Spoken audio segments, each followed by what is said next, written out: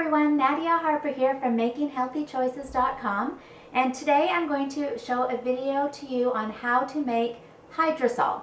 So hydrosol is the steam distillation from a plant, and I have made rosemary hydrosol, I've made hydrosol from lemon verbena, I've made hydrosol from lemongrass, and I've also made hydrosol from citrus peels, from orange and lemon peels. You can make hydrosols from many different things. Choose a plant that is very aromatic and then you'll get a beautiful hydrosol. Hydrosols are a clear liquid that I then bottle into a glass bottle to help keep the integrity of the hydrosol longer. The clear liquid, you can spray it on your face. Just like that. Rosemary hydrosol is great for enhancing your memory and keeping your mental focus in line with what you're doing. It's great for a nice pick-me-up in the afternoon. All hydrosols are really great as facial toners after you wash your face. And another thing I like to use them for is just spritzing the room. So just giving the room a nice spray, nice air freshener for the room. You can also spritz your clothes or your linen, your bed linen before you go to bed. Each plant will have different properties. Lemon verbena is very calming. It's a nice mood enhancer as well. Another way I like to use hydrosols is I like to use the hydrosol as an ingredient in other body care products that I make. So I will often use hydrosols as an ingredient in face creams or lotions that I make. So I hope you enjoy the video, and I'm going to show you the process now of how to make a hydrosol. So in today's video, I'm going to show you two different setups for the hydrosol.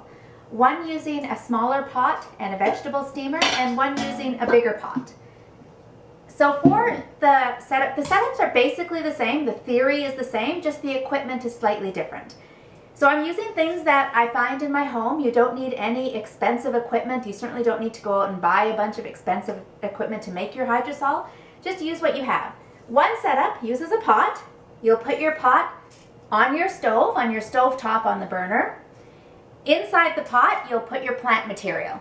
On top of the plant material, you'll pour some water. And then you can use a vegetable steamer like this. Remove the center post and put your vegetable steamer inside your pot, right on top of your plant material that's covered with water. Now on top of that vegetable steamer, you're going to put a heat-resistant glass bowl, like that, and that is what will collect your hydrosol. And then you take a lid, invert the lid, and put the lid on top. So that's one setup. Another setup, if you don't have one of those vegetable steamers, then what you can use is a rock or a brick. And so for this setup, you have your pot. Same like before, put your plant material in the bottom. Actually first, with this setup, put the brick in first. So I've got a piece of milky quartz that's nice and flat so I can put a bowl on top. The milky quartz you're going to put right in the bottom of your pot. And then you're going to pack the plant material around this brick. On top of the brick, so the brick is on the bottom of your pot, your heat-resistant bowl will sit on top of that brick. So you've got your brick inside your pot, pack your plant material around your brick, pour in your water just to the top of the brick, put your glass bowl on top of that brick, and then your lid inverted on the top.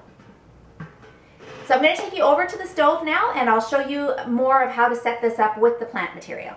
So today I'm using lemon verbena to make a hydrosol, and I've got my pot. I've packed the bottom of the pot with the lemon verbena, the actual green. The next thing you need to do is pour just enough water to cover the herbs. And then you're going to take your steamer, your vegetable steamer, put that in the pot over top the herbs. You can let the herbs sit in the water, let them soak for a few hours just to rehydrate, and then you can turn the heat on. Once you've got the heat on, then put your bowl there, and you'll turn your lid upside down, inverted over top, and you'll continue to let it simmer. The steam will rise, it will condense on the top of the lid. You're going to have ice packs on top here, and it will condense and fall. The distillate will fall into that bowl. You'll keep this going all day long, and then you'll have to come several times throughout the day to pop off this lid, take the ice off, take the lid off, and empty the hydrosol, which is the distillate that has been collecting inside that bowl. Empty that out into another container and then continue the process all day long. So in this setup for a hydrosol, we've got our big pot and we've placed the stone in the middle, and I've packed the plant material around the stone. So in this instance, I'm using lemon verbena for this hydrosol. So I've packed all of the lemon verbena plant material around the stone, just to the top of the stone. The next step is adding the water. You'll add enough water just to come to the top of the stone. Be sure to use the best quality water that you can get your hands on. Okay, so I've filled up the water just to the top of the stone here. And the next step is this is an optional step, but I will leave the plant material to soak in this water for a couple of hours. You don't need to do that. I just like to do that sometimes if the plant material is a little bit dried out. I like to give it a chance to rehydrate. Once you've done that, you're going to put the heat on low and bring that to a simmer. Place your bowl, your heat-resistant bowl, on the inside, and then your lid for your pot will go inverted. So that's the right way up. You want to turn it inverted and place it on the top.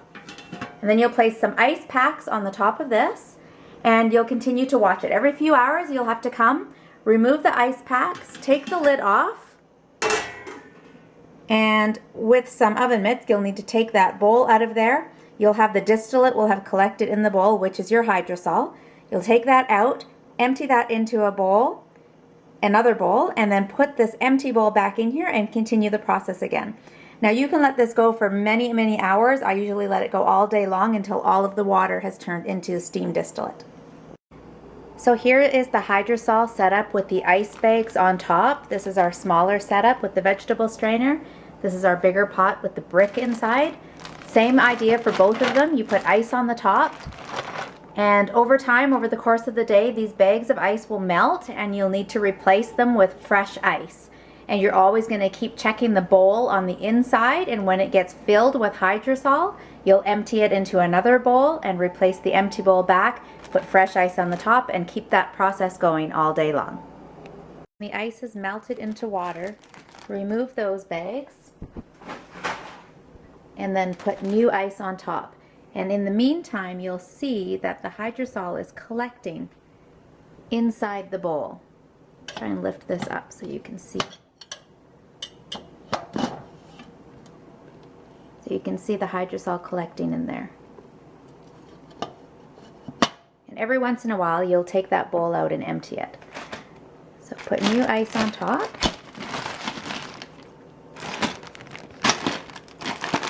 Just like that. So this lemon verbena hydrosol has been going for a while, so I'm going to empty the bowl before I continue because the bowl inside is getting kind of full. You can see there. So let me turn the camera off. I'll take the lid off, empty the bowl, and I'll show you what we have. I've just emptied the bowl inside there, and this is about how much hydrosol we've got. You can see the mark is just right there.